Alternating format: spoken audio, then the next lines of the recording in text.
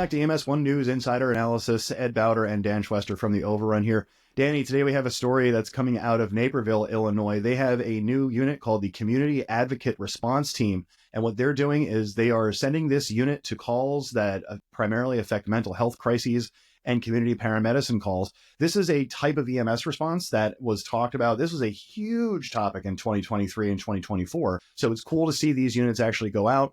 They've had this unit out since 2022, and now they actually have some numbers to show. This unit saves $5 million, or saved $5 million in 2024 to the people of Naperville. They responded to 1,488 incidents, and of those, 1,005 did not require transport to the hospital. So we're giving this kind of 10,000 foot view. The average time that they spent on deferred calls was 20 minutes. So now we have this community paramedic unit. It's answering mental health calls, community paramedic calls, spending 20 minutes on scene, deferring patients from hospital visits to seeing mental health professionals or helping fill their prescriptions. And it's saving the people of Naperville $5 million a year. This seems like this is almost a model system for the community paramedicine response. Yeah, that sounds right. Community paramedicine is a really good idea. The problem is nobody's figured out how to pay for it. And a lot of people are unable to convince the suits upstairs that saving money is as good as earning money. So a lot of these programs tend not to go places. It also involves a little bit more scope of practice and more training for paramedics. And that kind of tends in the healthcare world.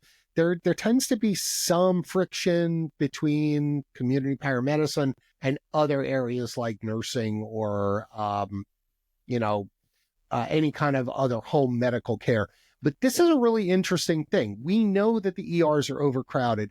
We know that bringing people to a crowded ED causes more stress, more problems, throughput problems for the hospitals. And it seems like they have identified a population that they can treat in the field and keep them completely safe and get good results and save money. It's definitely something worth looking at. And it's something that I think everybody should take a look at. And one of their basis for this, right, because it always comes down to money and financing, right, which, we can have our own views on how much medicine and healthcare should be determined based on money and costs. But the way that they were able to approach this was they actually looked at finite numbers. In Naperville, their EMS response costs about $5,000 per patient encounter, right? That's the cost to the town. What they did was they framed it in a way of, if these patients can have an alternative destination, if they can be, seen and released on scene, that's X amount per treatment that doesn't have to be paid, right? So that was kind of their approach to it, where, and I give them a lot of credit for it, where the framing was, this is how we're going to save money using this new thing, right? And this was in 2022. So they also had to get a lot of people to buy into the pilot program.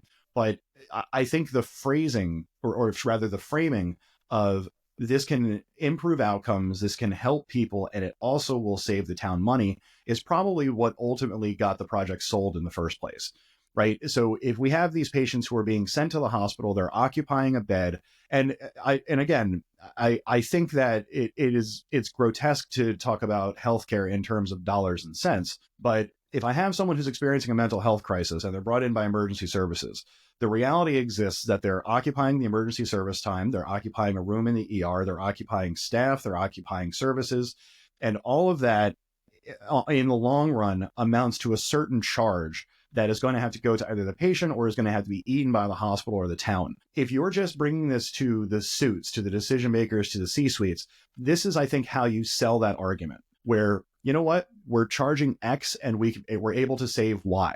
Now we actually have an example where quantifiably applying a system like this can save a system $5 million. And it doesn't really matter what system you're working in.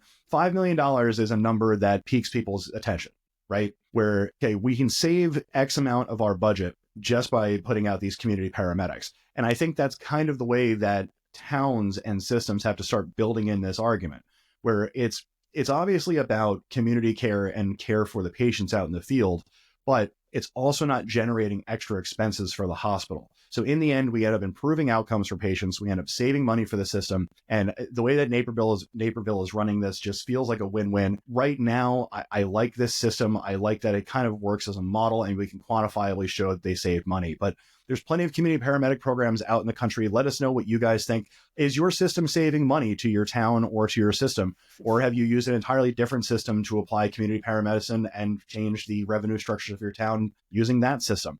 Let us know. Find out all of our stuff on overrunproductions.com. Out on YouTube, you can search for the Overrun, TikTok, all sorts of social media, and check out all of our news stories on EMS1. For the Overrun, Ed Bauter and Dan Schwester, and we'll talk to you all next time.